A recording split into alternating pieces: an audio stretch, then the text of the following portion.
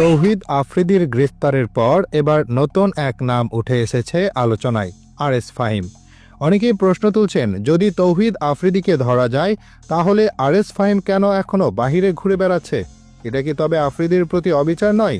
জানা যাচ্ছে মোহাম্মদপুরে দীর্ঘদিন ধরেই আওয়ামী লীগের এক বিতর্কিত কাউন্সিলর রাজীবের খুব কাছের লোক হিসেবে পরিচিত ছিল এই আরএস ফাহিম। গণ অভ্যুত্থানের সময় ছাত্রদের বিরুদ্ধে যেসব পরিকল্পনা নেওয়া হয়েছিল সেগুলোতেও তার সক্রিয় ভূমিকা ছিল বলে অভিযোগ রয়েছে।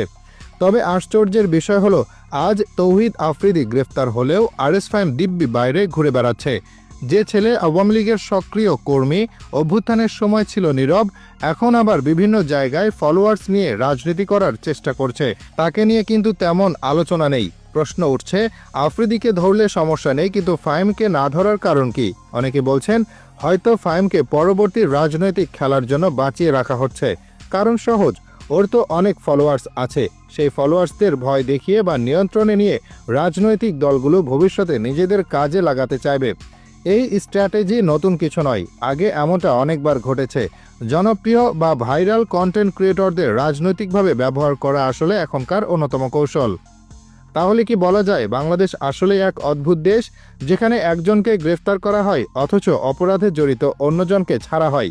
তৌহিদ আফ্রিদিকে ধরা হলো ঠিকই, কিন্তু ফাহিমকে না ধরাটা মানুষের চোখে প্রশ্ন তৈরি করেছে।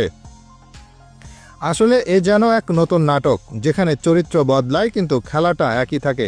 এখন দেখার বিষয়, আরএস ফাহিমের ভাগ্যে আসলে কি অপেক্ষা করছে, গ্রেফতার নাকি ক্ষমতার ছায়াতলে নতুন অধ্যায়? আপনাদের কি মনে হয়, তৌহিদ আফ্রিদির গ্রেফতার ন্যায়সঙ্গত নাকি আরএস ফাহিমকে না ধরাটা অবিচার? আপনার মতামত জানাতে ভুলবেন না কমেন্টে।